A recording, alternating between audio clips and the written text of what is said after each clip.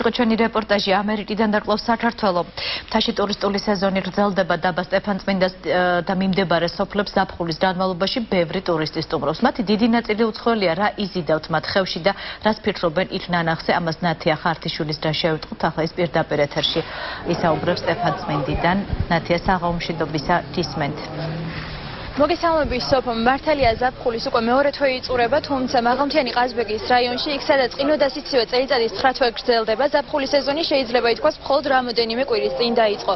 დათბობასთან და გამოამინდებასთან ერთად ყაზბეგში ტურისტების რაოდენობამაც იმატა, მათ შორის ძირითადად არიან დასავლეთ და აღმოსავლეთ ევროპის ქვეყნების წარმომადგენლები, შედარებით მცირე რაოდენობით შეინიშნებიან სომეხი, რუსი და ქართველი ტურისტები. მთელი დღის განმავლობაში ჩვენი გადამღები ჯგუფი შეეცადა ყაზბეგში მოსული ტურისტების კვალს მიხოლოდა და გაიგო მათი შთაბეჭდილებებისა და ინტერესების შესახებ. ყაზბეგის რაიონში მკაცრი კლიმატური პირობების გამო ზაფხულის ტურისტული სეზონი მხოლოდ რამდენიმე კვირის წინ დაიწყო. მყინვარწვერი, წყალუხვი მდინარეები, კლდეები და ტრადიციული სამზარეულო ყაზბეგში ბევრ ტურისტს იზიდავს. იმის მიუხედავად, რომ ლარსის საბაჟო პუნქტის გავლით რუსეთიდან საკმაოდ ბევრი ადამიანი შემოდის, ტურისტებს შორის რუსებს მაინც ვერ შეხვდებით. ყაზბეგში ამ მშვენიერი მთების სანახავად ჩამოვედი. იქ, სადაც მე ვცხოვრობ, წყალი ფაქტობრივად არ გვაქვს. საქართველოში კი ამდენი მდინარე და წყალი ვნახე. ვფიქრობ, თქვენი ქვეყანა ძალიან მდიდარია ამით. ასევე აღფრთოვანებული ვარ თქვენი სამზარეულოთი.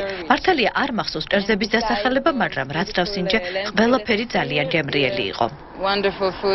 ყაზბეგში ჩამოსულ ტურისტს ხეობის უკეთ დასათვალიერებლად შეუძლია მანქანით, ველოსიპედით, კვადროციკლით და ცხენითაც კი გადაადგილდეს. მათი ნაწილი აქ კაროებში ცხოვრობს და შორმანძილზე ფეხით სიარულსაც არერიდება. ჩვენი სურვილი იყო ცხენებით გაგვესეირნა. სწორედ ამიტომ ამოვედით ამ მთაზე. როდესაც აქ ხარ, ამ უზარმაზარ მთებში გრძნობ, თუ როგორი პატარა ხარ ბუნების წინაშე. ეს მართლაც მშვენიერია. ყაზბეგის მოსახლეობისთვის ტურიზმი შემოსავლის ერთ-ერთი მთავარი წყაროა, თუმცა მხოლოდ სეზონურად. ადგილობრივები უცხოეთიდან ჩამოსულ სტუმრებს საკუთარ სახლებში გახსნილ guest house-ებში მასპინძლობენ. ჩემი ამი ეს შემოსავ. წინას გავყიდი და ამით რაღაცას ვიყიდი. ხო და ეხლა ველოდები იქიდან, რომ იქიდან დამირეკის, რომ ჩვენ უნდა ჩამოვიდეთ 10 დღით. ზაფხულის დასრულებასთან ერთად ყაზბეგში ტურისტული სეზონიც დასრულდება. მკაცრ ზამთარში გზა ხშირად იკეტება და ყაზბეგში მხოლოდ ადგილობრივები რჩებიან.